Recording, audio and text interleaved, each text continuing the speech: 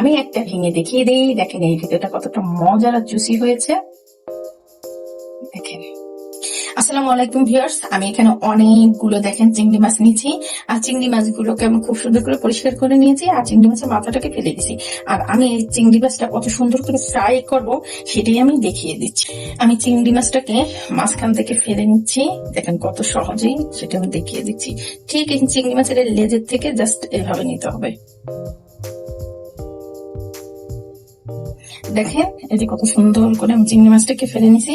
এর ভিতরে দেখেন একটা যে থাকে, রক থাকে চিংড়ি মাছের, এটা কিন্তু টান দিলে বের হয়ে আসে। আমি আরেকটা চিংড়ি মাছ ফেলে ঠিক ওইভাবে দেখিয়ে দিচ্ছি।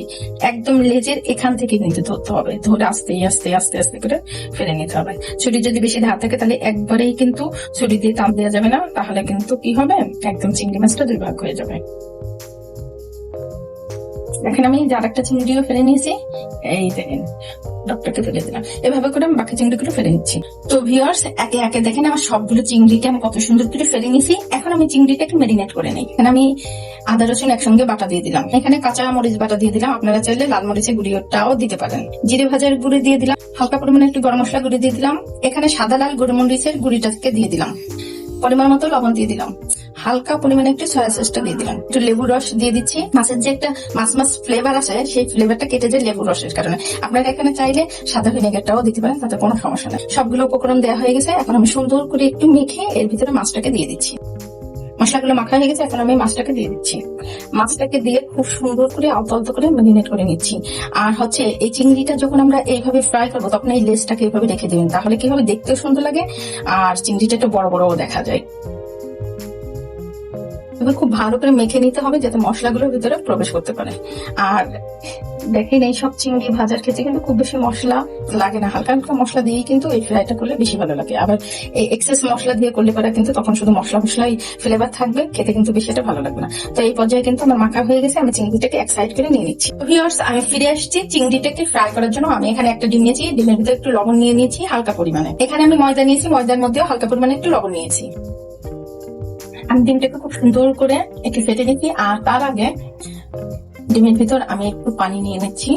এতে করে কি হবে, ডিমটা একটু বেশিও হবে, আবার কোট করতে সুবিধা হবে। আসলে আমার কাছে মনে হয় ডিমটা মূলত যখন আমরা এই ধরনের ফ্রাই করবো, তো সেই ক্ষেত্রে বেশি ডিম না দিয়ে একটা ডিমের মধ্যে একটু পানি মিক্স করে দিলে কিন্তু খুব ভালো হয়। আর ডিমটা মূলত আঠার কাজ হিসাবে এখানে ব্যবহৃত হয়। ডিমটা ফেটা হয়ে গেছে, এখন আমি বাকি কাজগুলো দেখিয়ে দিচ্ছি। চিংড়িটাকে মেরিনেট করে নিয়েছিলাম, এখন আমি চিংড়িটা একটু হালকা উল্টে পাল্টে দিয়ে দিচ্ছি, তাতে করে কি হবে, মশলাটা আর একটু গায়ের সাথে মিশে যাবে। আমি এখান থেকে একটা চিংড়ি নিয়ে আমি যে ময়দার ভিতরে একটু কোট করে নিচ্ছি। ব্যাস, আমার কোট করা হয়ে গেছে। এখন আমি এই চিংড়িটাকে ডিমের যে মিশ্রণ, সেই মিশ্রণের ভিতরে একটু চুবিয়ে নিচ্ছি। এখন আমি বেডগ্রামের মধ্যে চিংড়িটাকে দিয়ে দিচ্ছি। ব্যাস, দেখেন কত সুন্দর চিংড়িটা বেলকিরামের মধ্যে দিয়াতে সুন্দর একটা শেপ চলে আসছে, প্লাস দেখতে কিন্তু খুবই সুন্দর লাগছে। এখন এইভাবে করে আমি সবগুলো চিংড়িরে সুন্দর করে কোট করে নিচ্ছি। তো ভিউয়ার্স, দেখেন একে একে কিন্তু আমার সবগুলো চিংড়ি কোট করা হয়ে গেছে। এখন আমি চুলায় চলে যাচ্ছি। আর কত সহজেই আমি এই চিংড়ি ফ্রাইটা আপনাদের দেখিয়ে দিচ্ছি, একদম সিম্পল ওয়েতে কিন্তু দেখিয়ে দিলাম। তো বাসায় একবার এভাবে ট্রাই করবেন, খুবই ভালো লাগবে খেতে। পোলাও দিয়ে কিন্তু এই ধরনের চিংড়ি ফ্রাইটা খুবই ভালো লাগে, যা আসলে বলার অপেক্ষা রাখে না। তো আমি এখন চুলায় চলে যাচ্ছি। তেলটাকে দিয়েছি, এখন আমি চিংড়িটাকে দিয়ে দিলাম ফ্রাই করার জন্য, কারণ তেলটা দেখেন অলরেডি গরম হয়ে গেছে। আর চিংড়ি ফ্রাই করতে কিন্তু বেশি সময় লাগে না, কারণ চিংড়ি তো চুলা দিয়ে সাথে সাথে সিদ্ধ হয়ে যায়।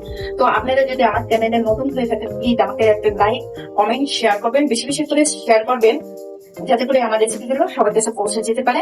আর এখনো যদি আমার চ্যানেল আপনারা সাবস্ক্রাইব না করে থাকেন, প্লিজ আমার চ্যানেলটা সাবস্ক্রাইব করে থাকবেন। ফেসবুক থেকে দেখে থাকলে অবশ্যই আমাকে লাইক এবং ফলো দিয়ে রাখবেন। এটাকে একটু উঠিয়ে দিচ্ছি, অলরেডি কিন্তু এই কাজটা হয়ে গিয়েছে।